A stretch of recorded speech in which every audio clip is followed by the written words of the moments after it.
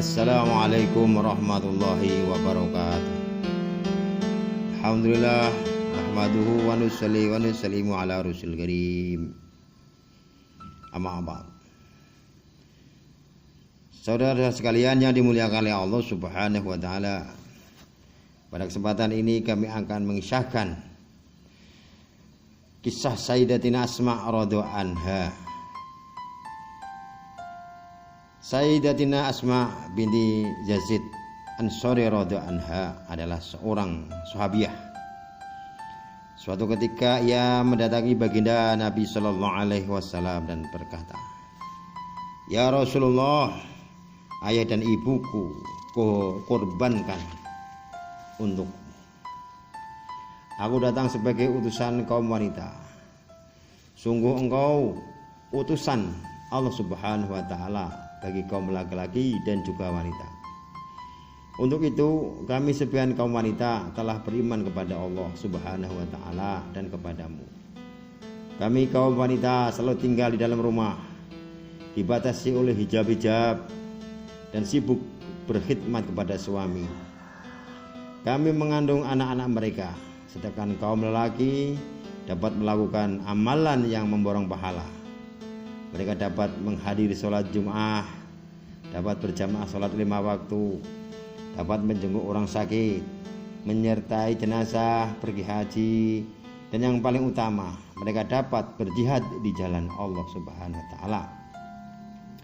Jika mereka sedang mengerjakan haji, umroh atau jihad, kamilah yang menjaga harta mereka, menjahitkan baju mereka, dan memelihara anak-anak mereka. Maka apakah kami tidak mendapatkan pahala yang sama dengan mereka?" Begitu mendengar perkataan ini, beliau berpaling kepada para sahabatnya dan bersabda, "Pernahkah kalian mendengar sebuah pertanyaan agama yang lebih baik daripada pertanyaan wanita ini?" Para sahabat radhiyallahu anhum ajmain berkata, "Ya Rasulullah, bahkan kami tidak menduga bahwa kaum wanita akan bertanya seperti itu." Kemudian beliau mau berpaling kembali kepada Sayyidatina Asma radhiyallahu anha dan bersabda, "Dengarkanlah dan perhatikanlah dengan seksama. Kemudian sampaikanlah pada para wanita muslimah yang telah mengirimmu ke sini. Apabila para istri selalu berbuat baik kepada suaminya dan membahagiakannya, maka kalian akan mendapatkan pahala yang sama dengan yang diamalkan oleh suami kalian." Mendengar jawaban baginda Nabi SAW, Sayyidina Asma radhiyallahu anha sangat gembira. Kemudian ia segera kembali. Faidah dari pelayanan yang baik dan ketaatan seorang istri terhadap suaminya merupakan sesuatu yang sangat bernilai. Namun kebanyakan wanita melalaikannya. Suatu saat para sahabat radhiyallahu anhum hadir di majelis baginda Rasulullah SAW. Mereka bertanya, "Kami melihat orang-orang non-Arab bersujud kepada raja dan para pemimpinnya, padahal engkau lebih berhak dihormati seperti itu oleh kami." Namun baginda Nabi SAW melarang berbuat demikian kepadanya. Beliau bersabda, "Seandainya aku memerintahkan seseorang bersujud kepada selain Allah Subhanahu wa taala, niscaya akan aku perintahkan para istri untuk bersujud kepada suaminya." Beliau juga bersabda, "Demi Allah yang nyawaku di dalam genggamannya, seorang istri tidak dapat memenuhi kewajiban kepada Allah Subhanahu wa taala sebelum ia memenuhi kewajibannya kepada suaminya." Sebuah riwayat lain menyebutkan suatu ketika seekor unta datang dan bersujud kepada baginda Nabi SAW. Para sahabat radhiyallahu anhum berkata, "Jika hewan ini saja bersujud kepada Tuhan, tentu kami lebih berhak bersujud kepadamu, ya Rasulullah."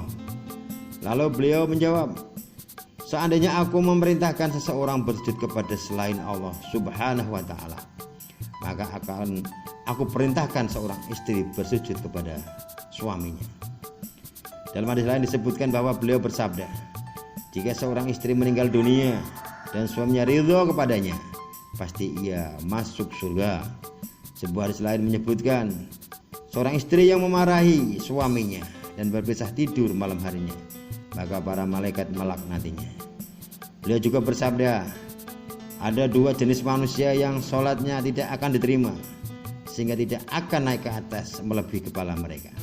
Pertama, seorang hamba sahaya yang lari dari tuannya. Yang kedua, seorang istri yang tidak mentaati suaminya. Demikianlah saudara sekalian, kisah Asma radhiyallahu anha binti Yazid Ansori ini memberikan inspirasi kepada kita semuanya bagaimana mengisahkan perkara-perkara hak dan kewajiban antara seorang istri dan seorang suami. Demikianlah keridhaan seorang istri ada di keridhaan seorang suami. Semoga ada manfaatnya. Mudah-mudahan bisa berkenan. Kalau ada kekurangan mohon maaf yang sebesar-besarnya kami haturkan. Wallahul muwaffiq ila aqwamit thoriq. Wassalamualaikum warahmatullahi wabarakatuh.